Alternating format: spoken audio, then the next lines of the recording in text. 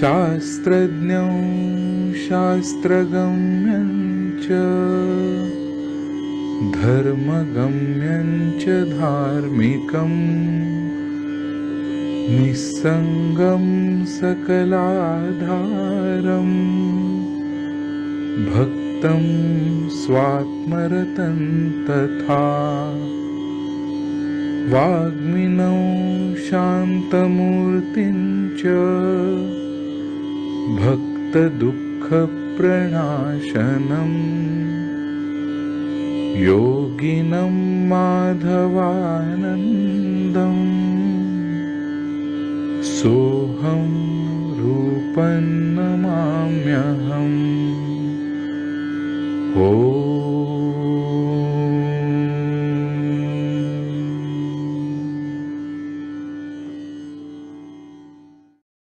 हरि ओम हरि ओम हरि ओम।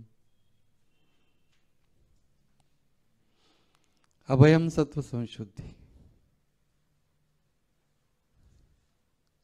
ज्ञानयोग व्यवस्थिति, दानम दमश्च यज्ञश्च स्वाध्याय तप आर्जवम। दैवी गुणसंपत्ती आणि त्याच्यानंतर आसुरी गुणसंपत्ती। दैवासुर संपत विभाग योग असं या 16व्या अध्यायाचं नाव आहे।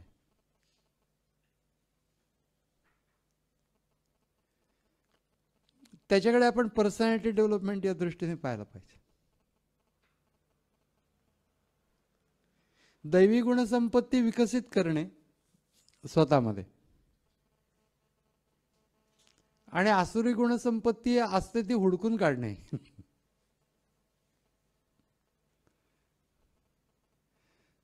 दंभ, दर्प, अभिमान,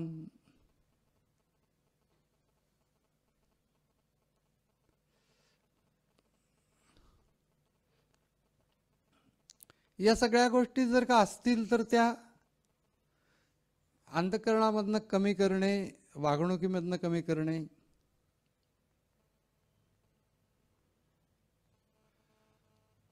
आणि त्याची उंची किती आहे प्रत्येक गुणाची किंवा अवगुणावरचं विवरण जे ज्ञानेश्वर महाराजांनी केले त्याची उंची किती आहे हे नाही जमलं तर नाही जमलं, पण आम्हाला कळलं तर पाहिजे। जमणं न जमणं ही पुढची गोष्ट आहे, पण कळणं ही फार महत्वाची गोष्ट आहे। इकडे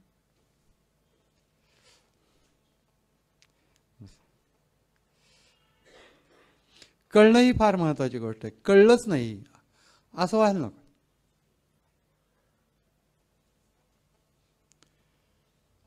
दंभ याचा अर्थ आहे की जे नाही आहे ते दाखवणे।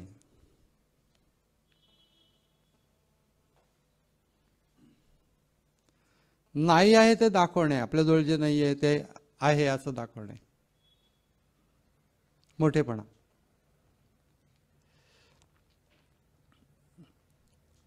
पारमार्थिक क्षेत्रामध्ये भरपूर प्रमाणामध्ये असतो, इतर क्षेत्रामध्ये पण असतो, पण पारमार्थिक क्षेत्रामध्ये मुख्यतः ज्या व्यक्तींना ईश्वराची प्रचिती आलेली नसते त्या व्यक्ती ती आलेली आहे असं दाखवत असतात आणि त्यानुसार कार्य करत असतात। अर्थात प्रत्येक कार्य करणाऱ्या व्यक्तीकडे आपण संशयित नजरेने पाहू असं त्याचा अर्थ नाही।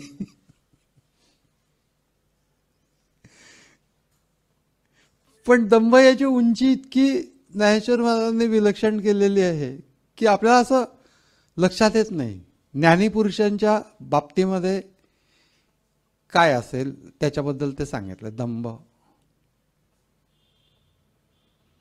नसलेले गुण दाखवणे हा दंभ आहे, पण ज्ञानी पुरुषाच्या बाबतीमध्ये असलेले गुण दाखवण्याची प्रवृत्ती होणे हाच दंभ आहे असं ज्ञानेश्वरांनी। तू स्वतःला ज्ञानी म्हणतोस,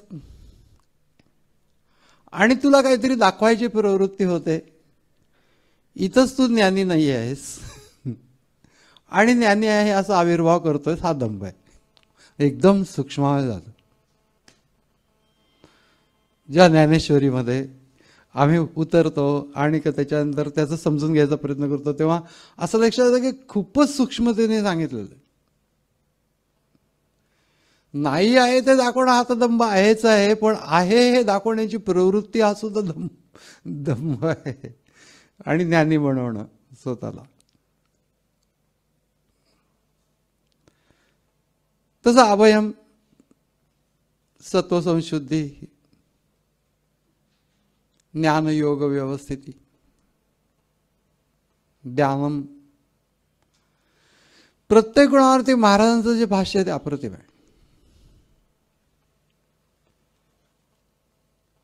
अभयम या गुणाच्या बद्दल त्यांनी असं म्हटलं की हा धुरेचा बैसला असे. धुरेचा बैसला असे म्हणजे असं प्रथम असा घेतलेला आहे की काही करायचं झालं तरी भयरहित होऊन करा. सगळ्यात पहिला दैवी गुण कुठला असेल तर अभयम हा आहे. पहिला क्रमांक दिला त्याला, अभयम.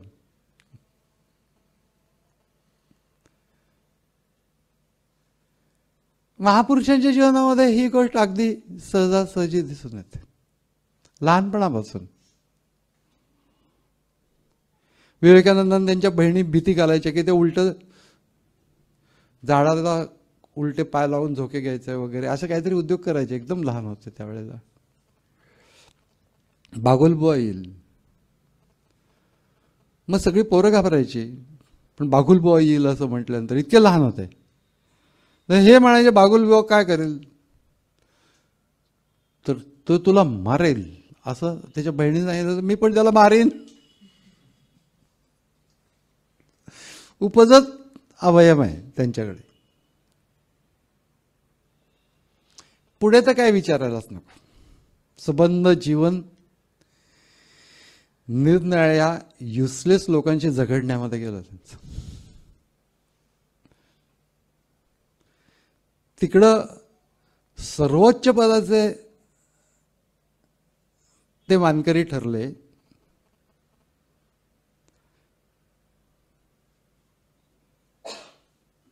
विश्वधर्म परिषदेमध्ये. आणि त्यामुळे त्यांच्यावर जळणारे लोक किती असतील याची कल्पनाच करवत नाही आपल्याला. कारण ख्रिश्चन धर्म हा जगातला सर्वश्रेष्ठ धर्म आहे हे सगळ्या जगात सिद्ध करण्यासाठी ती परिषद आयोजित केलेली होती. त्यांच्या देशामध्ये तिथे हिंदू धर्म सर्वश्रेष्ठ असं व्हायला लागल्यानंतर हे ख्रिश्चन लोक किती जळत असतील.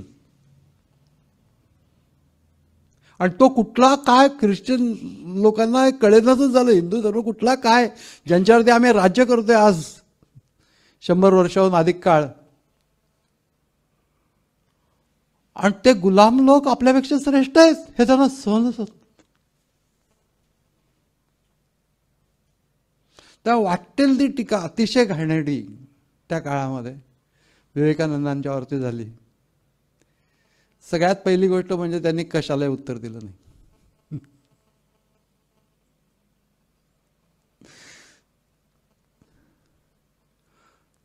आणि हिंदू धर्मावरती टीका तर करतच असत वर्तमानपत्रांमधनं.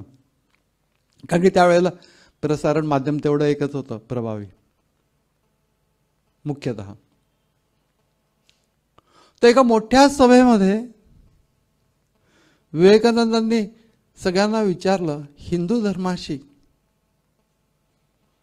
प्रत्यक्ष संबंध आलेले तुमच्यापैकी किती जण आहेत? तर एकही हात वरती आला नाही. म्हणजे ज्यांनी अभ्यासला हिंदू धर्म, प्रत्यक्ष संबंध आला, असे किती लोक आहेत? एकही हात वरती आला नाही. असं असून तुम्ही आमच्या धर्मावरती टीका करायला धसतात असं त्यांना खडकावून सांगितलं. म्हणजे चक्क हजेरी व्यवस्थित रीतीने, बापरे काय प्रचंड टीका करत असत विवेकानंद. तिथेच त्यांच्या तिथं उभं राहून त्यांच्यासमोर अभयम. नाही तर शक्यच नव्हतं कार्य करणं.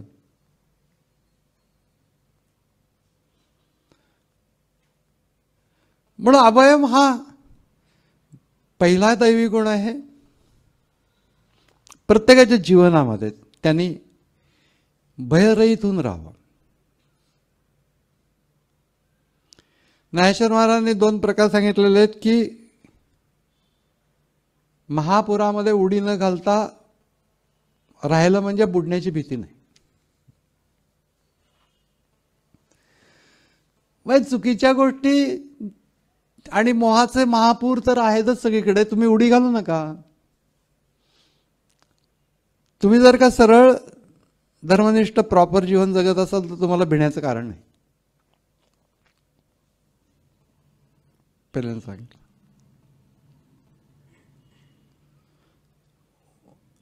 आणि दुसरी गोष्ट सांगितली अशी की सर्व काही आत्मस्वरूप आहे, त्यामुळे दुसरा जो आहे तो पण आत्माच आहे आणि तो पण मत्स्वरूपच आहे असं मानणं आध्यात्मिक पातळीवरती. त्यामुळे त्याच्यापासून मला भीती काय, हे पण पेलण्यासारखी गोष्ट नाही. पण महाराजांनी असं सगळ्या बाबतीमध्ये असं क्लायमॅक्स सांगून ठेवलेलं आहे. आपल्याला किती पेलवेल तेवढं आपण घ्यावं, परंतु सांगितलेली गोष्ट उंचीची किती आहे हे पण बघण्यासारखं आहे. सत्वसंशुद्धी त्याचं भाष्य तर विलक्षण आहे. कित्येक गोष्टींचं भाष्य ज्ञानेश्वर महाराजांनी केलं. हे सगळे दैवी गुण आहेत. हे दैवी गुण काय उंचीचे आहेत हे जर पाहिजे असेल तर ज्ञानेश्वरी पाहायला पाहिजे.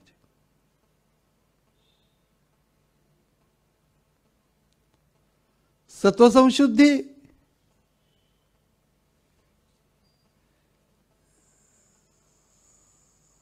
वर्षाकाळ संपलेला आहे आणि ग्रीष्मकाळ सुरू झालेला नाही. अशा मधल्या काळामध्ये नदी आपल्या मूळ प्रवाहाने वाहते, त्याला सत्वसंशुद्धी असं म्हणतात. तसं आपल्या जीवनामध्ये कुठल्याही प्रकारच्या कुठल्याही कारणाने येणारे पूर किंवा आटणी या सोडून आमचं जे मूळ स्वरूप आहे ते धरून, मूळ स्वभाव आहे ते धरून राहणे सत्व संशुद्धी. हे दृष्टांत पण समजून घेता घेता आपल्या नाकी नऊ येत.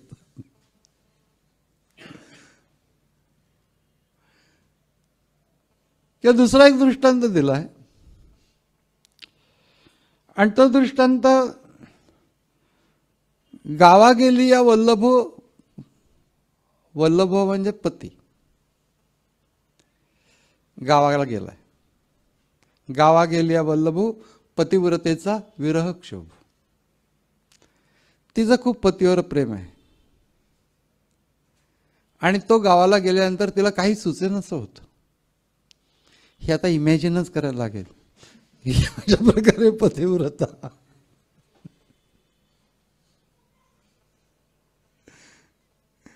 कारण मी एका पुस्तकामध्ये एक ते पतिव्रतेची गोष्ट सांगितली की पतिव्रता मी एका बाईचा वाढदिवस असतो तिच्या नवऱ्याचा आणि मग ती प्रेझेंट आणायला विसरते. दोघे नोकरी करणार, त्या सगळ्या याच्यामध्ये जमणं खूप कठीण असतं. काही वेळेला विसरणं पण होतं. या सगळ्या गोष्टीमध्ये ती विसरते की त्याच्यासाठी प्रेझेंट आणायला आणि मग ती आल्यानंतर चपला काढते आणि आणि म्हणजे अरे उद्या तुझा वाढदिवस आहे, मी प्रेझेंट आणायला विसरले, मी जाऊन घेऊन येते. तर तो म्हणतो अगं कशाला एवढा सगळा औपचारिकपणा करतेस, तू फक्त मायाशी गोड बोल, शांतपणाने राहा आणि काही एवढं केलंच तर पुरे आहे. ती जरा वेळ थांबते, परत चपला घालते. तर तो म्हणतो की अगं मी तुला म्हटलं ना नको म्हणून. ते म्हणते नाही नाही, हे असं सगळं वागण्यापेक्षा प्रेझेंट आणून दिलं स्वस्तात आहे.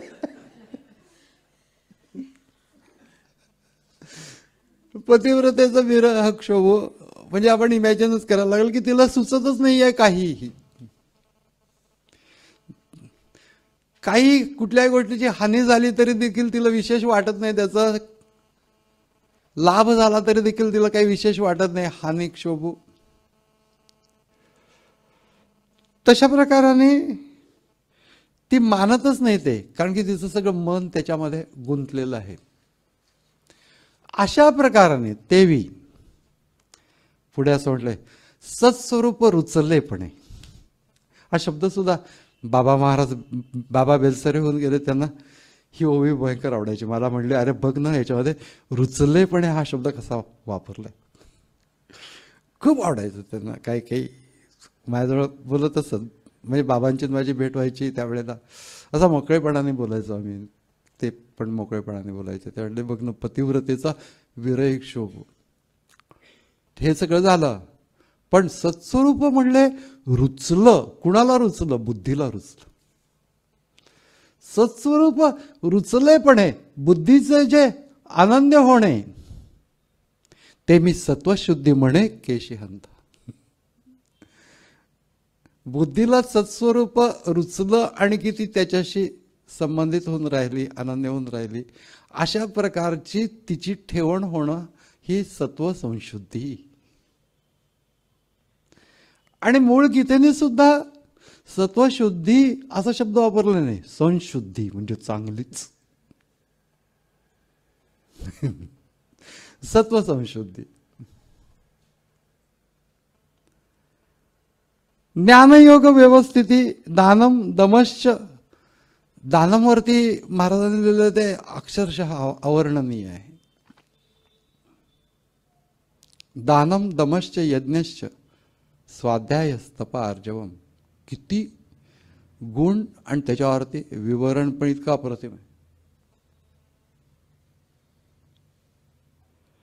आता देह वाचा चित्ते यथासंपन्ने वित्ते वैरी आलियाही आर्ताते न वचणे जे का. हे कर्ण महाराज त्यांचं उदाहरण आहे की वैरी आल्यानंतर सुद्धा जर का तो दान मागायला आलेला असेल तर मी देणार. आणि ज्यावेळेला ते सूर्य आणि इंद्र गेले वेश पालटून कवच कुंडल मागायला कर्णाकडे, आणि त्या कर्णाकडे कवच कुंडल मागायला गेल्यानंतर त्याला जवळच्या एका व्यक्तीने सांगितलं की ह्यांना तुम्ही देऊ नका काय मागतील ते, कारण हे देव आहेत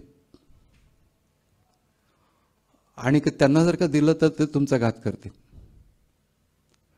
असं सांगितल्यानंतर कर्ण असं म्हणाला, देव जर का मागायला आला आहे तर देण्याचं जे कर्तव्य आहे माझं आणि श्रेय मला जे प्राप्त होणार आहे देवाला दिल्याचं, ते मी का सोडू. देवाला तर मी देणारच कवच कुंडल.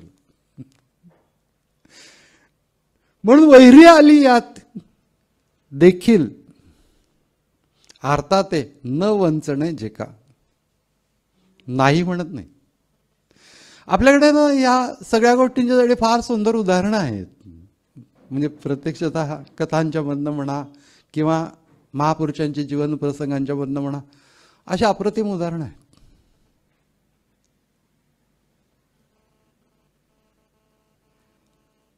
महाराजांचा तर विचारच नको. पत्र पुष्प छाया फळे मुळे धनंजया वाटेचा न चुके आलिया वृक्ष जैसा.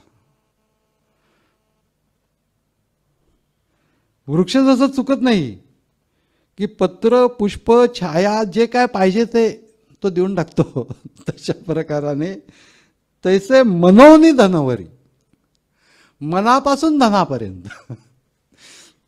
अवघड आहे. कारण कसं आहे माहिती आहे की धन देणं सोपं आहे पण मनापासून देणं सोपं नाही आहे. एक तर मनापासून धन दिलं एक, पण मन मागितलं तरी देणार. मनोनी धनवरी, मनापासून धनापर्यंत जे मागेल ते. मनोनी धनवरी विद्यमाने आल्या अवसरी, शांताची आणि फार सुंदर शब्द वापरलाय, मनोहारी उपयोगा जाणे. म्हणजे त्याला दिल्याबद्दल इतकं सुंदर पद्धतीने दिलं की त्याला देखील प्रसन्न वाटलं. घेताना लाज वाटली नाही पाहिजे त्याला, इतक्या छान पद्धतीने देणे. दान किती आस्पेक्ट्स आहेत बघा एक दान देणं. नाही तर ते ग्रहण सुटताना पूर्वीच्या काळी ना आमच्याकडे दे दान सुटे गिराण म्हणून सगळे फिरायचे आणि वरतून मग लोक कपडे बिपडे टाकायचे, जुने कपडे अमकं तमकं वगैरे, आणि मग ते बिचारे कलेक्ट करून घेऊन जायचे, दे दान सुटे गिराण. पण इथं तसं नाही आहे. सगळं द्यायचं ते इतकं नीट की त्याला घेताना सुद्धा कमीपणा नाही वाटला पाहिजे, तुसडेपणाने दिलं असं वाटलं नाही पाहिजे. मनोहारी हा शब्द घातलाय. शांतात मनोहारी उपयोगा जाणे. पण ज्ञानेश्वरी वाचताना एक लक्षात घेतलं पाहिजे की घाई करायची नाही. प्रत्येक शब्द हा काही रस निर्माण करतो. ज्ञानेश्वरीमध्ये रसास्वादन करत करत करत करत आपण वाचलं पाहिजे आणि बोललं पाहिजे त्याच्यावर.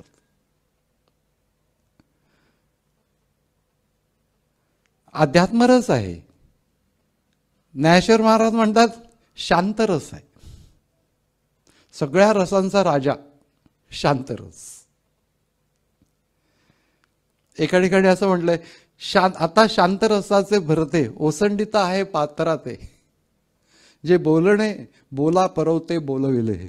शब्दांच्या पलीकडचं जे बोलणं आहे की ज्याच्या पलीकडे बोलता येत नाही, शब्दांच्या पलीकडचं बोलणं बोलवलं.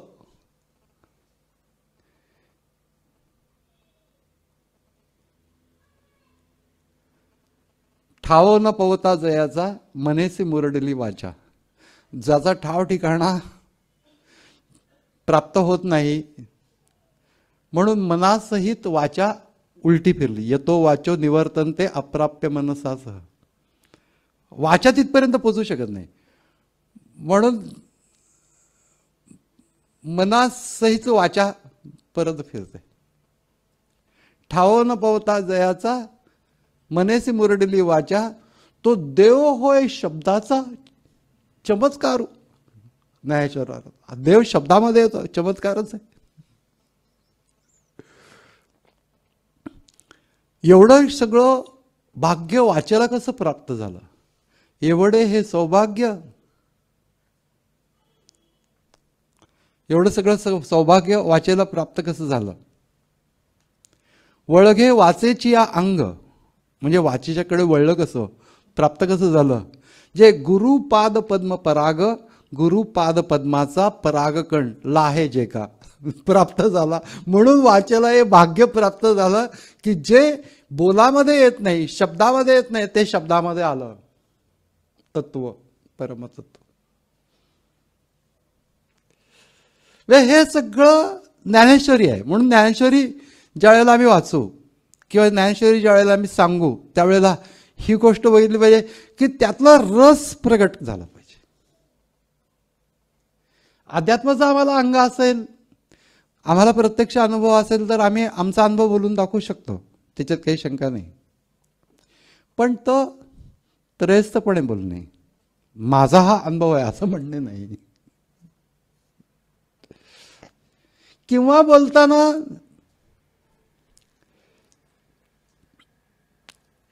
मला हा अनुभव नाही असं पण बोलता कामा नये. कारण शेवटी काय आहे ना की तुम्ही प्रेझेंटेशन त्या महापुरुषाचं करता आहात. अहो मी अज्ञानी आहे,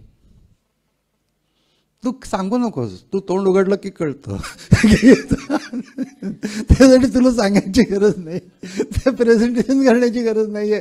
म्हणून ही गोष्ट प्रिन्सिपल्स ऑफ ओरेटरीमध्ये अगदी सुरुवातीला सांगितलेली आहे की बोलायचंच नाही की मला हे कळलेलं नाहीये पण मी तुम्हाला सांगतोय.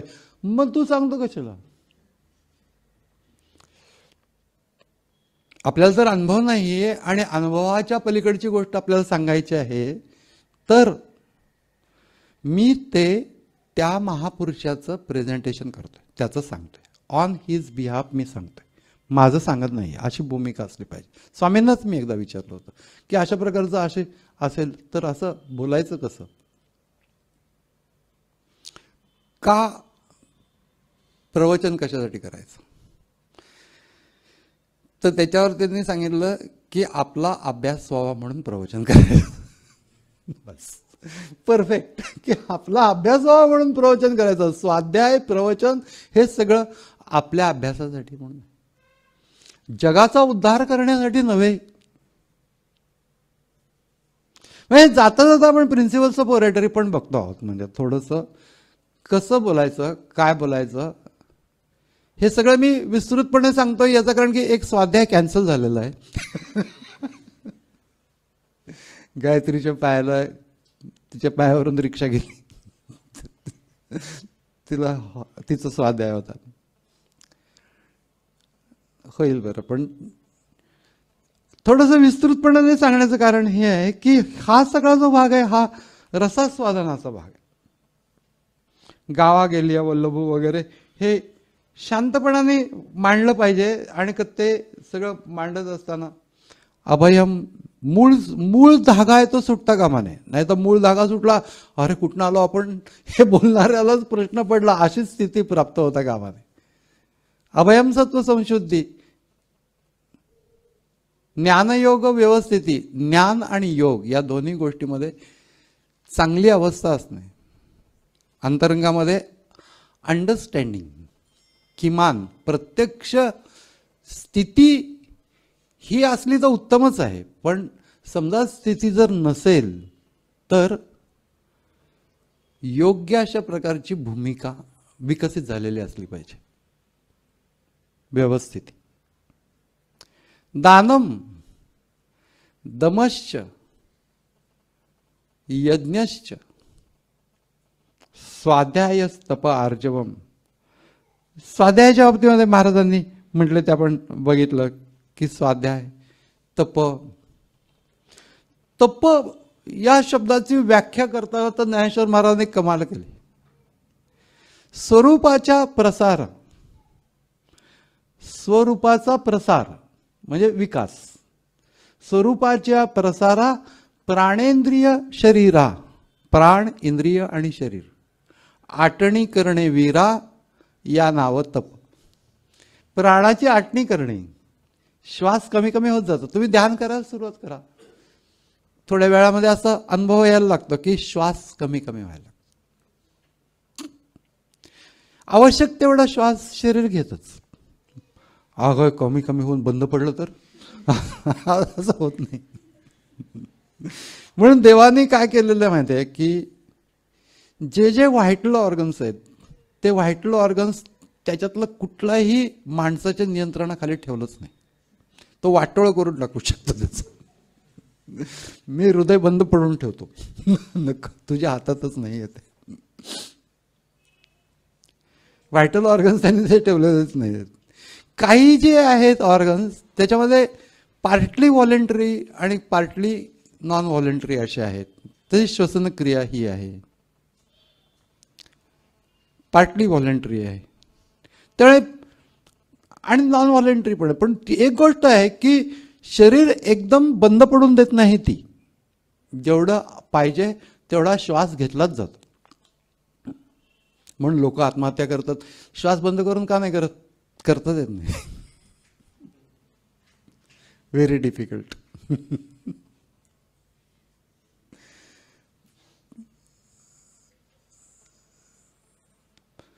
शरीर स्वरूपाच्या प्रसारा, आत्मस्वरूपाचा विकास व्हावा, प्रसार व्हावा, म्हणजे आत्मस्वरूपाप्रत जाण्याची जी माझी एकंदर धाव आहे त्याच्यासाठी, म्हणून त्याचा विकास होत राहणे म्हणजे मला त्याच्यामध्ये प्रगती प्राप्त होणे. स्वरूपाची प्रसारा लागी प्राणेंद्रिय शरीरा, प्राण कमी करत जाणे आपापच होतात. इंद्रिय म्हणजे इंद्रियांचे जे संयोग आहेत विषयांचे त्याच्यावरती नियंत्रण आणणे. शरीर त्याची आटणी करणे म्हणजे त्याच्याशी जास्ती लक्ष संबंध न ठेवता त्याच्याच क्रियांच्या मध्ये जास्ती इन्व्हॉल्व न होता कमी कमी करत राहणे. आटणी करणं म्हणजे तुम्हाला माहिती आहे की दूध आटवतात आणि बासुंदी करतात. त्यावेळेला आटणी करताना काय होतं, पाण्याचा अंश कमी होतो आणि सत्वाचा अंश वाढतो. तसं या सगळ्या गोष्टींच्या बदला जो फुटकळ भाग आहे तो कमी कमी कमी करत जायचा आपल्या जीवनामधला. उगीच काहीतरीच वाचत बसायचं. पहिल्यापासून त्या वर्तमानपत्राच्या अगदी सुरुवातीपासून ते शेवटपर्यंत वाचलं. काय करायचं, 1-1.5 मिनिटामध्ये वाचून होतं की जसं चालायचं तसंच चाललेलं आहे. कालच्यासारखं, कालच्यापेक्षा थोडं बेकार जास्त असं चाललेलं असतं. झटकन समजलं पाहिजे की कुठं मग्न व्हायचं, किती मग्न व्हायचं हे आपल्याला कळलं पाहिजे. व आटणी करणे की नाही बाबा मला हे नाही करायचं.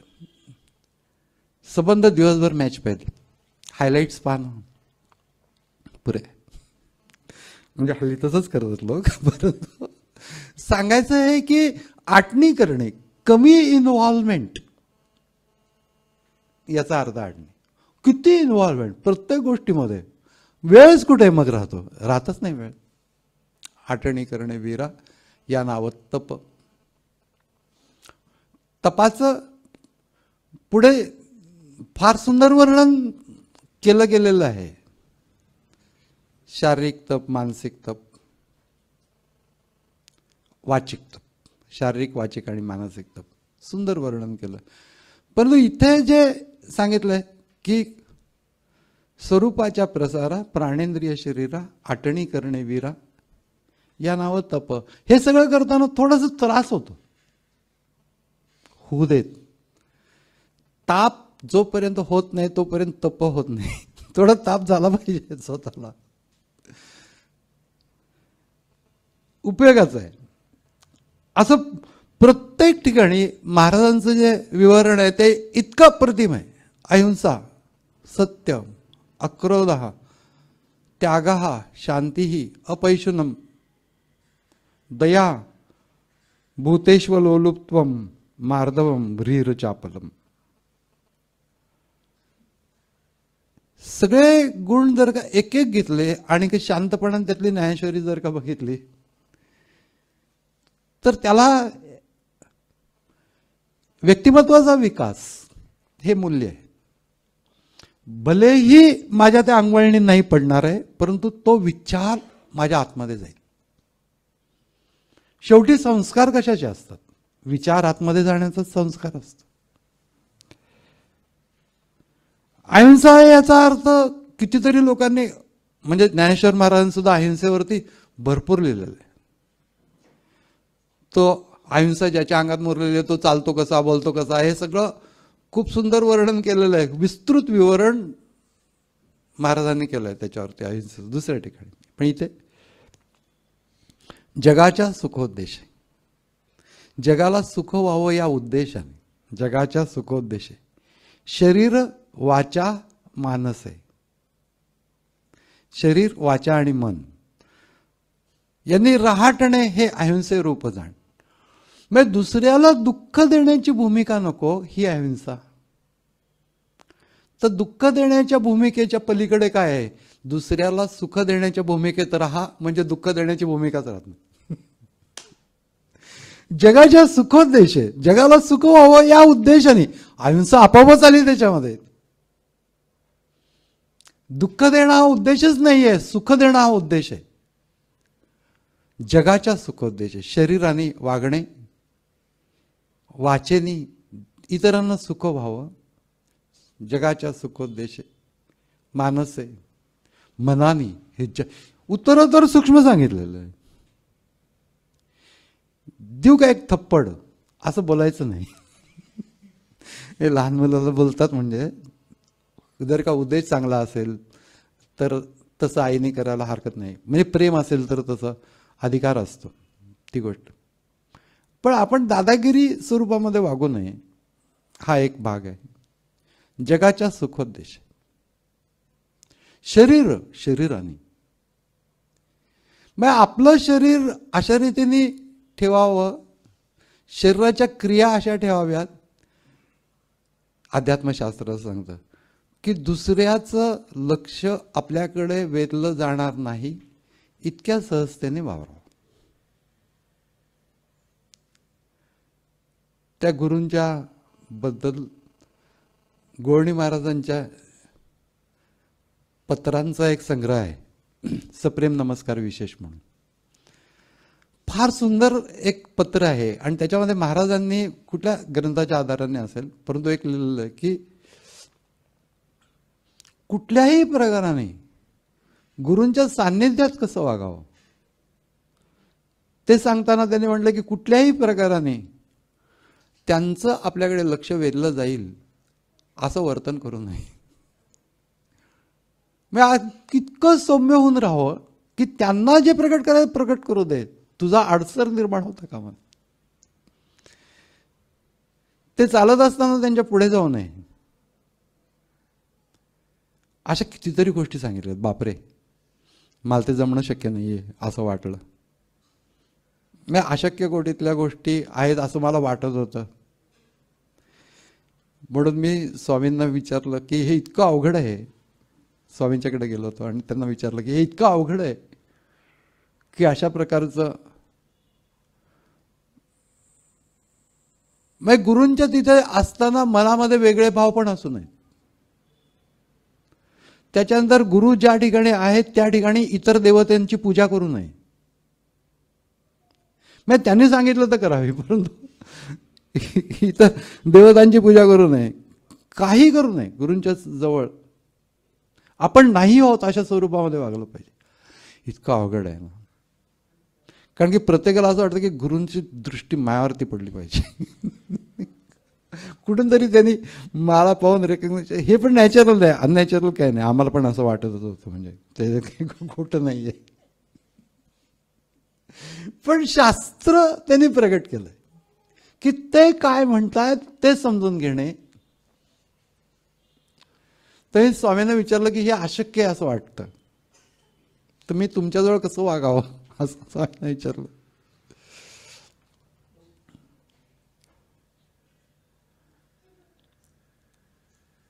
तर त्याच्यावरती त्यांनी असं म्हणले, जीव दोंदावरील लोळे आनंदाच्या तशा प्रकाराने वाग.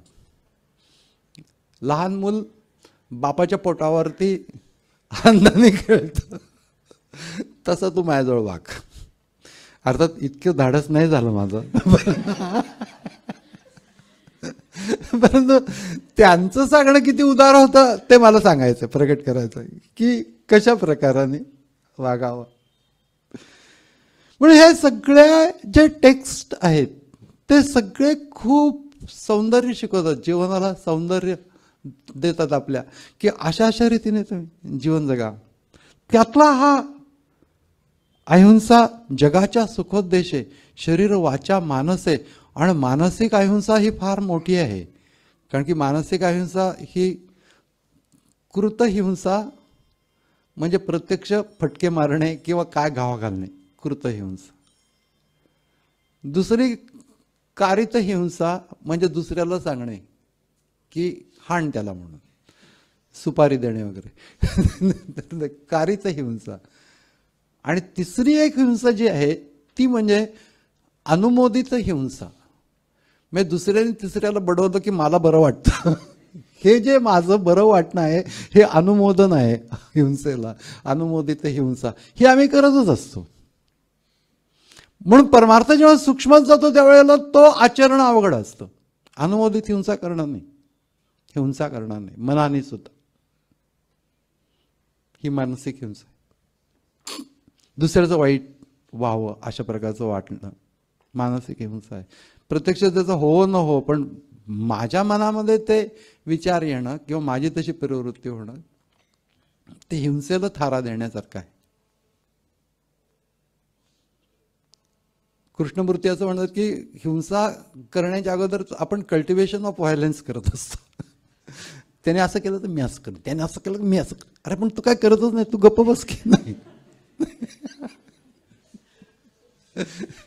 ही एक मानसिक हिंसा आहे. पण जेव्हा तुम्ही एखादं प्रेझेंटेशन कराल, कुठल्याही गुणावर प्रेझेंटेशन करा, कुठल्याही पदावरती प्रेझेंटेशन करा, त्याच्यामध्ये एकतर आम्हाला एक परिस्थिती काय आहे हे समजलं पाहिजे, आमची परिस्थिती काय आहे समजलं पाहिजे, प्रत्यक्षात कसं आणता येईल हे समजलं पाहिजे. प्रेझेंटेशन करताना या सर्व गोष्टी प्रेझेंटेशनमध्ये यायला पाहिजे. अहिंसा, सत्यम, सत्य ही गोष्ट जर म्हणजे बादच झाली जवळपास, व्रत आहे. रामकृष्ण असं म्हणत असत की कलियुगामध्ये सत्य बोलणं हेच व्रत आहे. व्रत.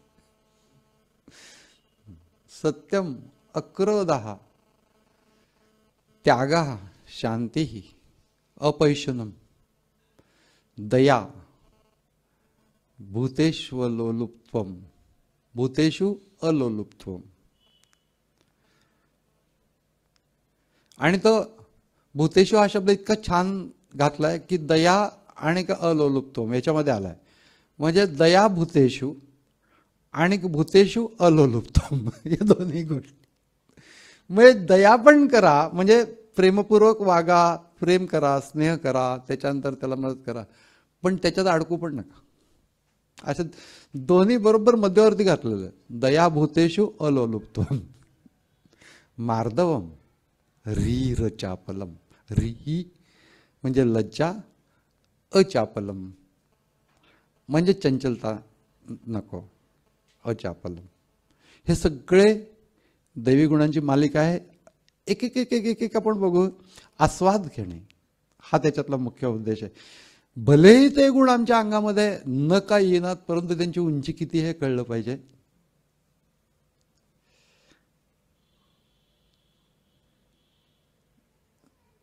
म्हणजे किती ह्या गोष्टी आणि महापुरुषांच्या जीवनाच्या मध्ये जे प्रसंग आहेत ते प्रसंग जर का आपण बघितले तर याच्यामध्ये एक शेवटचा गुण आहे नातिमानिता.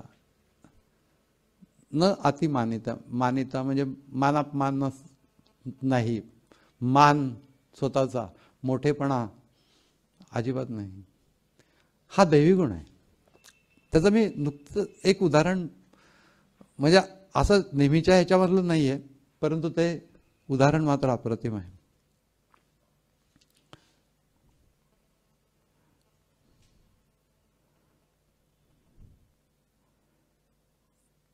न्यायमूर्ती रानडे हे लोकमान्य टिळकांच्या काळामध्ये असलेलं एक मान्यवर व्यक्तिमत्व होतं. त्यांचा पण गीतेचा सुंदर अभ्यास होता आणि काही ग्रंथ पण त्यांनी सिरीज प्रस्ताव, म्हणजे सगळ्या अध्यायांच्या वरचं एक एक पुस्तक असं प्रकारचं त्यांचं वाङ्मय आहे. छान लिहिलंय. काही काही कोट्स तर फारच सुंदर आहेत त्याच्यातले. म्हणजे हे जे मी तुम्हाला सांगितलं ना की सारे गम पद निसा म्हणजे जीवनाचा हा जीवनाचं संगीत, ते तुम्हाला आठवत असेल नसेल, परत एकदा सांगतो. सा याचा अर्थ जीव प्रथम सागरामध्ये निर्माण झाला. रे म्हणजे नंतर रेतीमध्ये, म्हणजे सागर आणि जमिनीवरती राहणारे प्राणी निर्माण झाले. ग म्हणजे नंतर गगनात उडणारे पक्षी निर्माण झाले, म्हणजे इव्होल्युशन, उत्क्रांतिवाद. सा रे ग म म्हणजे नंतर मनुष्य निर्माण झाला. प म्हणजे त्यातला पराक्रमी मनुष्य जो आहे तो त्याच्यापेक्षा श्रेष्ठ आहे. ध म्हणजे ज्याचा पराक्रम धर्मावरती आधारित आहे तो जास्ती श्रेष्ठ आहे. त्यानंतर नी म्हणजे त्यातूनही जो निसंग आहे तो जास्ती श्रेष्ठ आहे. आणि सगळ्यात शेवटी सा म्हणजे साक्षात्कारी संत हा सर्वश्रेष्ठ होय. हे सगळं मी त्याच्यावरनं बघितलं. म्हणजे ते रानडे पण सुंदर लेखन होतं, त्यांचं विचारवंत होते, त्यांचे फॉलोअर्स पण खूप होते इथे पुण्यामध्ये. फक्त ते सौम्यवादी होते आणि टिळक हे तसे जहाल होते. आणि कुठल्या तरी एका याच्यावरून खूप म्हणजे असं विरोधी मतं पडली आणि न्यायमूर्ती रानडेंनी काही बोलले आणि भाषण आणि लिखाण याच्यावरनं टिळकाने एक जबरदस्त लेख लिहिला केसरीमध्ये, पोरखेळ का म्हातार चळ. आणि ते झाले त्या लेखामुळे या रानडेंचे जे फॉलोअर्स होते ते भयंकर चिडले. ते भयंकर चिडले आणि मग टिळकांच्यावरती दावा लावायचा असं त्यांनी ठरवलं. आणि ते ह्या न्यायमूर्ती रानडेंच्याकडे, हे पण म्हणजे त्या न्यायक्षेत्रातलेच होते, म्हणजे ते काही मागं हटणारे असे नव्हते, दावा सहज लावू शकत होते. दावा लावायचा टिळकांवरती. त्याच्यावरती ते असं म्हणले, टिळकांनी टीका केलेली असली माझ्यावरती तरी टिळकांचं चारित्र्य आणि त्यांची देशप्रेमाच्या बाबतीतली असलेली भावना आणि निष्ठा, त्यांचं देशप्रेम हे माझ्याहून किंचितही कमी नाही, असं ते माणूस म्हटलं.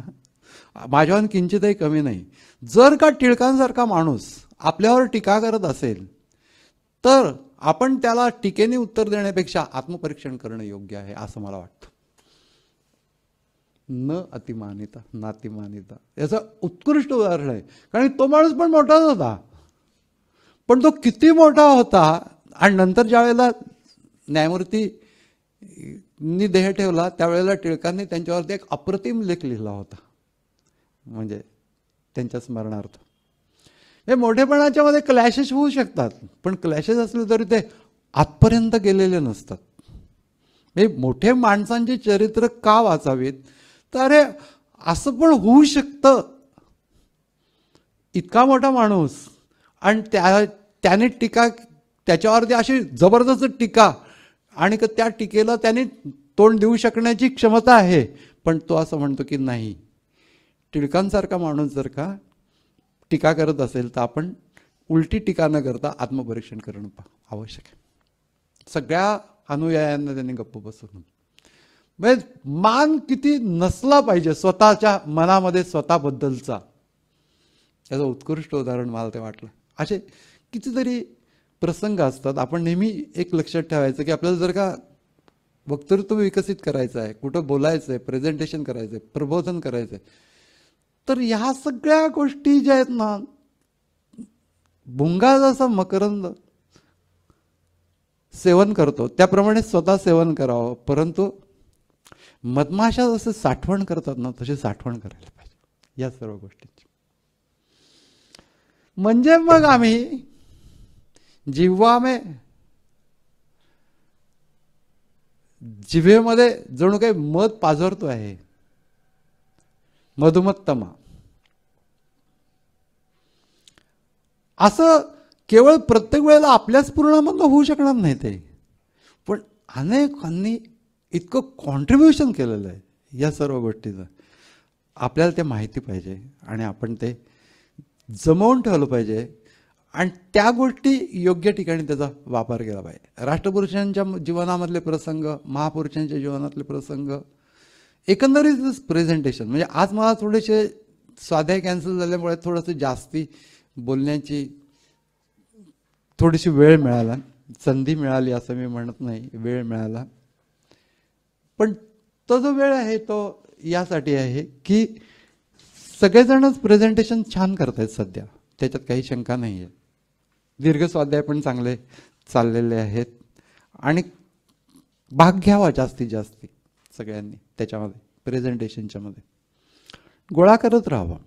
आपल्याला करता करता विकसित होत जातं अंग या बोलण्याचं, मोकळेपणाने बोलवा. आणि इथं कसं आहे की तुम्हाला संधी कशी आहे की हे सगळे आपले लोक आहेत, हे कोणी आपल्यावरती टीका करण्यासाठी म्हणून समोर बसलेले नाहीत, परीक्षा पाहण्यासाठी बसलेले नाहीत. या भूमिकेमधून आपण बोलू शकतो. म्हणून सगळ्यांना आवाहन आहे की स्वाध्यायामध्ये भाग घ्या, थोडं थोडं करा, तुम्हाला खूप खूप त्याचा पुढे उपयोग होईल. अनेकांना झालेला आहे हे मी तुम्हाला सांगतो.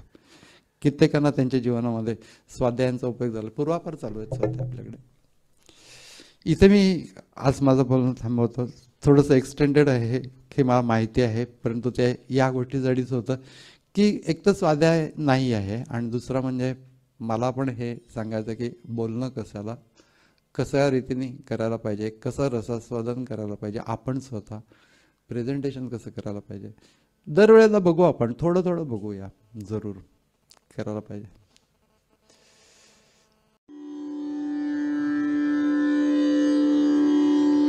यस्य स्मरणमात्रेण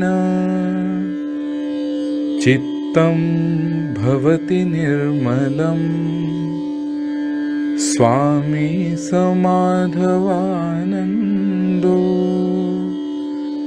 नित्यं वसति मे हृदि। ॐ तत्सत्।